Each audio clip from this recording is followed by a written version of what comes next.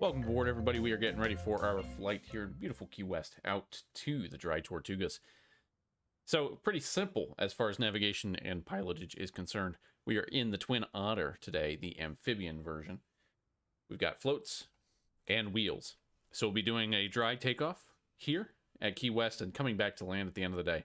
We'll be doing a water landing at Fort Jefferson in the Dry Tortugas. But it's going to be pretty simple as far as navigation. This is a beautiful VFR day. It looks like we have just a little bit of wind at Key West. The weather, 10 surface mile visibility. Wind is 0303 knots, so a very light wind out of the northeast.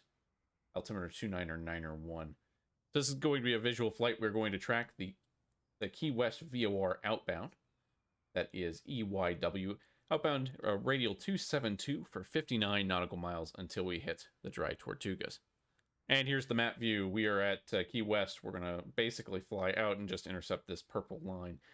Going out to the fort and then coming back. I've just put in GPS waypoints for that fort position there. So that'll be pretty good. We're going to be fully loaded with passengers today. And we'll get all that loaded up and set up and in the air shortly. Ladies and gentlemen, welcome aboard this flight here from Key West out to the Dry Tortugas for the day. We're going to get the engines fired up here in just a minute. Flight time today should be about 30 minutes. It's a beautiful day here in the Keys. So sit back and enjoy the flight. Alright, so we've got the airplane fired up here on the ramp. We are going to punch in the only nav aid we're going to need, which is the Key West of VOR E West E Echo Yankee Whiskey 113.5. Down here, 113, we're close, 0.5. And then we'll set our course for 272. So west, and then a couple notches back that way. We'll also set our heading bug that way as well. Alright, so we are about ready to taxi. Taxiing at Key West here is going to be pretty simple. We are going to taxi on the taxiway Alpha, probably for runway. We'll taxi on Alpha down to 9 and then loop around. It'll give us a view of Key West on the way out anyway. Key West traffic, Twin Otter 561 Alpha Charlie, taxiing runway 9 via Alpha, Key West.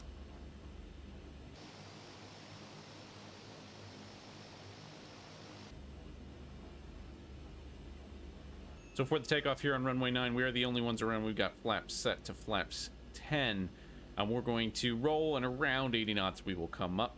We will take off and then turn to the right and basically fly right out of the pattern and then loop right just north of the island and continue out that way. Once we're clear of the habited areas, we'll climb up to 3,500 feet and intercept the 272 radial outbound from the Key West VOR. So let's do it. Now on the takeoff power, we're going to manage our power, make sure we're not going above 50 pounds torque pressure. And just keeping an eye on the rest of the gauges. We've got props full forward. Fuel is in the full condition.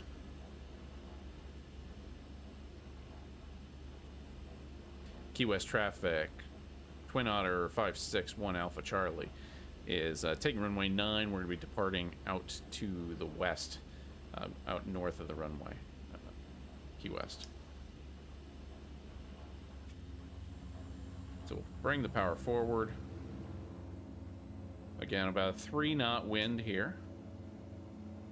So we'll set about 45 inches of manifold pressure for now. Airspeed's alive. And that's 80 knots.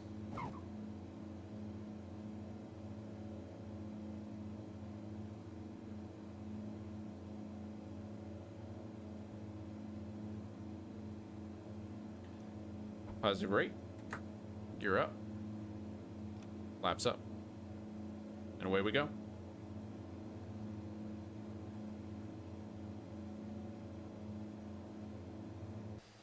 So Key West, Florida is the furthest southernmost point in the United States. The actual piece of land is owned by the U.S. Navy. The Navy has a big presence in Key West, particularly for year-round aviation training at Naval Air Station Key West. But the actual piece of land is owned by the Navy, so the public marker, the monument, is actually a little bit further north, but it's close enough for government work. Key West is obviously one of the most notable island towns, famous for island life and for fishing, sailing, and year-round sun. Ernest Hemingway lived a good chunk of his life in Key West, and it's been a popular destination of many presidents for a quick vacation. Also, Key West is the birthplace of one corporation you may be familiar with, the Pan American Airlines Corporation, which started out flying seaplanes in and around Key West, particularly to Havana, Cuba. If you do this flight, flying west out of Key West, you're going to pass a number of other keys. It begs the question, what is a key? And a key, simply, is just a sandy, low-elevation island on the surface of a coral reef. So they're coral islands, and that's why we're in the Florida Keys. These are coral islands built up from the remnants of coral reefs. You'll notice all these islands are pretty flat. There's not a lot of mountains. There's not a lot of elevation change. And again, that's due to their origin as coral, as opposed to more Pacific islands where it might be more volcanic activity. We'll pass by a few keys on our way to the Dry Tortugas, but maybe the most prominent is the Marquesas Keys. This is an uninhabited island, largely covered by mangrove forests. It was previously used for target practice by the Navy up into the 1980s. Now it's part of the wildlife reserve in the Florida Keys as they try to protect that ecosystem and all of the birds in particular, lots of birds living in this area. Passing that, there are a few smaller keys around us, but we will get to the Dry Tortugas, which is a national park. It's actually one of the most remote national parks in the United States. It's only accessible by boat or, in our case, by seaplane. That said, the area is actually pretty big because it covers a wide chunk of ocean as well as the numerous islands there. The two big ones in particular are Fort Jefferson, which is on Garden Key. Fort Jefferson is a historic fortress. It's a point of interest in Microsoft Flight Simulator. It was never quite finished, but it's still the largest brick structure in the Americas. Again, built for the United States military originally in the 1800s. Other than that, we have Loggerhead Key, which is the largest island by size. It has a lighthouse on it at about 151 feet, one of the highest points in the Keys. All right, so we're going to come in for a water landing on the north side of Fort Jefferson. So making the turn now, again, we want to keep the port as we come into land off our left side and kind of in view. It'll give us a little bit of a vertical reference for us as we come on down.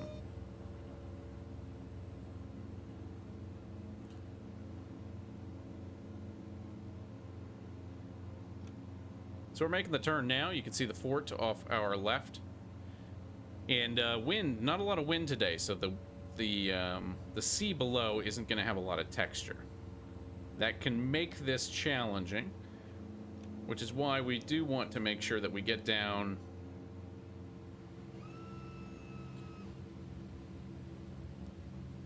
ideally in view of the fort. So let's not dive, but keep a good eye on the altitude.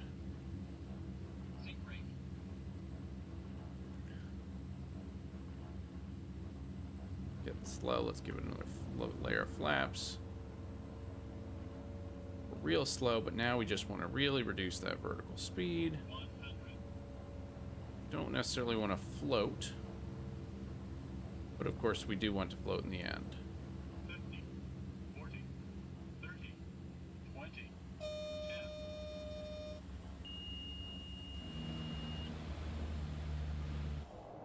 Now we're here, we can go into reverse thrust to really slow us down.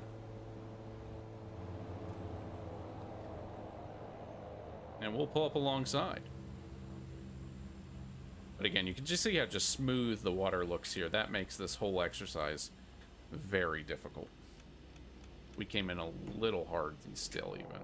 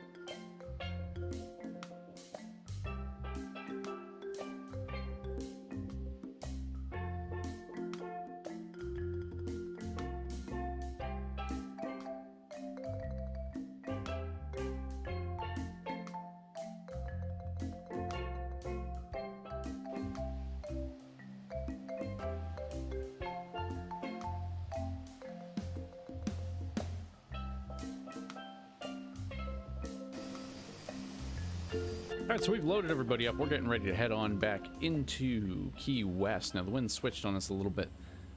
So we're just going to run up power here and get into the air flaps 10.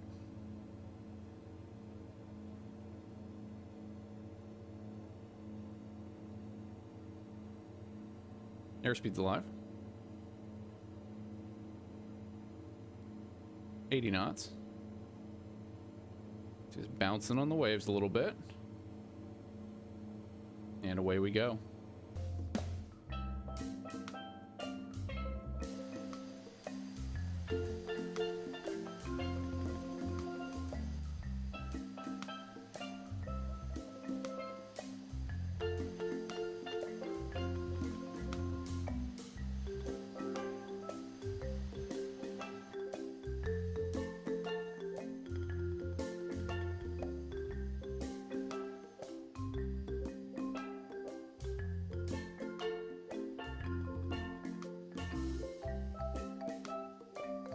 Now, navigationally, this is a pretty simple leg. We just flew the VOR, that we flew outbound, the Key West VOR inbound, heading 090. We can see Key West visually off our nose, which is going to help us fly on in. The wind at Key West this afternoon is 060 at 7 knots. We're going to come in due east. We're going to land east here at Key West, landing on runway 9, so we'll make straight in. So we'll descend down to 1,000 feet, make a enter what looks like one of our right base for runway 9. So we're on short final for runway 9 now, and it is a bit of a bumpy approach here. So we've got some gusting winds, feeling pretty bumpy. So we're keeping some power in, holding about 100 knots. That should be fine. If we do need to, we can throw the props into reverse mode. We should still be okay.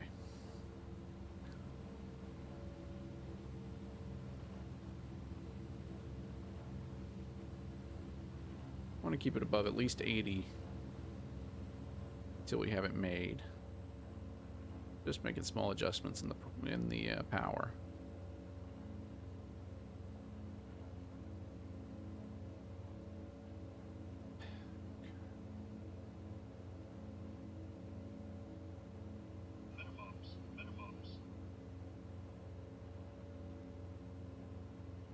You're just a little high on the poppies. 3 white, 1 red.